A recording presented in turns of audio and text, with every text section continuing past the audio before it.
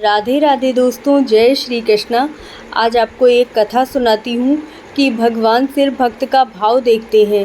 यदि आप बहुत ही श्रद्धा के साथ और सच्चे मन से भगवान को याद करते हैं और सच्चे मन से कर्म करते हैं तो भगवान आपकी बात ज़रूर सुनते हैं। तो कथा पूरी सुनिएगा और चैनल को सब्सक्राइब ज़रूर कर लीजिएगा। बहुत ही यूज़फुल है वीडियो, बहुत ही काम आने वाली है आपको ये कथा, क्योंकि छोटी छोटी कथा ही आपके जीवन का मार्ग प्रशस्त कर देती है। तो ये कथा पूरी सुनिएगा, चैनल को सब्सक्राइब ज़रूर कर लीजिएगा। एक समय शिव जी महाराज पार्वती के साथ हरिद्वार में घूमने के लिए जा रहे थे। पार्वती जी ने देखा कि सहस्त्रों मनुष्य गंगा में स्नान कर रहे हैं और हर हर महादेव की कहते चले जा रहे हैं, परंतु प्रायः सभी दुखी और पाप परायण हैं। पार्वती जी ने बड़े आश्चर्य से शिव जी से पूछा, हे देव, गंगा में इतनी बार स्नान करने के बाद भी इनके पाप और दुखों का नाश क्यों नहीं हो रहा? क्या गंगा में सामर्थ्य नहीं रही है? शिव जी ने कहा, प्रिय, गंगा में तो वही सामर्थ्य है, परंतु इन लोगों ने पापनाशिनी गंगा में स्नान ही नहीं किया, तब इन्हें लाभ कैसे मिलेगा?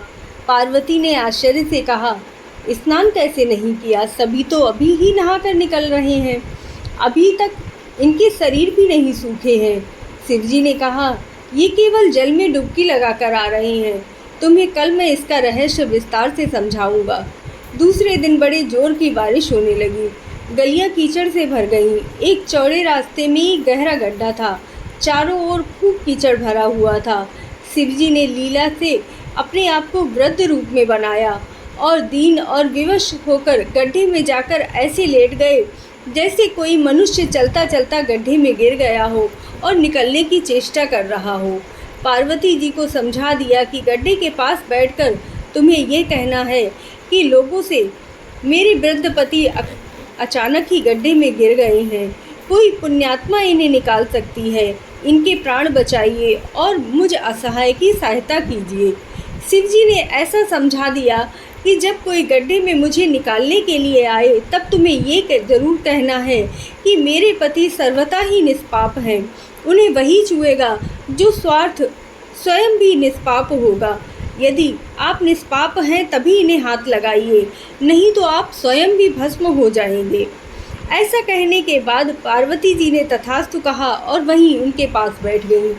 शिव जी की सिखाई हुई बात वह हर उस मनुष्य से कहने लगी जो गंगा स्नान के बाद वहां से निकल रहा था। एक सुंदर स्त्री को वहां पर बैठे देखकर तो कईयों के मन में पाप भी आ गया, परंतु लोग लज्जा के डर से और धर्म के भय से उन्होंने कुछ नहीं कहा।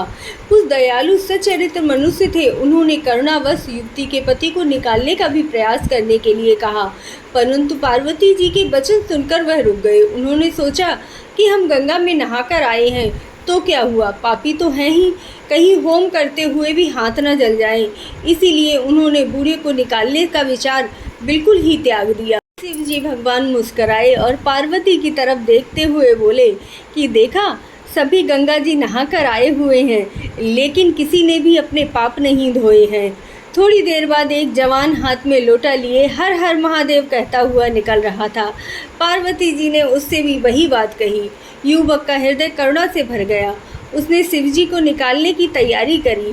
पार्वती जी ने रोक कर कहा, सुनो भाई, यदि तुम सर्वथा निष्पाप नहीं होगे तो मेरे पति को छूते ही जल जाओगे।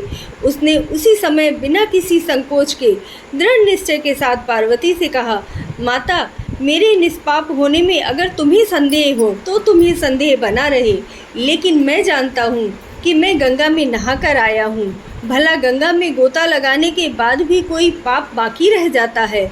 तुम्हारे पति को मैं अवश्य निकालूंगा। युवक ने लपक कर बूढ़े को ऊपर उठा लिया। शिव पार्वती ने उसे अधिकारी समझकर अपना असली रूप प्रकट किया और उसे दर्शन देकर कृतार्थ किया। शिवजी ने पार्वती जी से कहा कि इतने लोगों में से सिर्फ एक ही मनुष्य था जिसने गंगा स्नान किया था। सिर्फ गंगा स्नान करने से पाप नहीं धुलते हैं, कि जब मन में पूर्णतः श्रद्धा भाव होता है तब मनुष्य के पाप धुलते हैं। अपने मन से, सच्चे मन से इंसान जब ये सोचता है कि मुझे अब कोई भी पाप कर्म कभी भी नहीं करना है और भगवत प्राप्ति के लिए भगवान नाम का जाप करना है, तभी उसके सारे पाप नष्ट हो जाते हैं और वह भगवान की शरण में चला जाता है। वीडियो अच्छी लगी हो, स्टोरी अच्छी लगी हो तो मुझसे जुड़े रहिएगा। ऐसी धार्मिक वीडियो के लिए, कथाओं के लिए मेरे चैनल को सब्सक्राइब ज़रूर कर लीजिएगा। जय श्री राधे।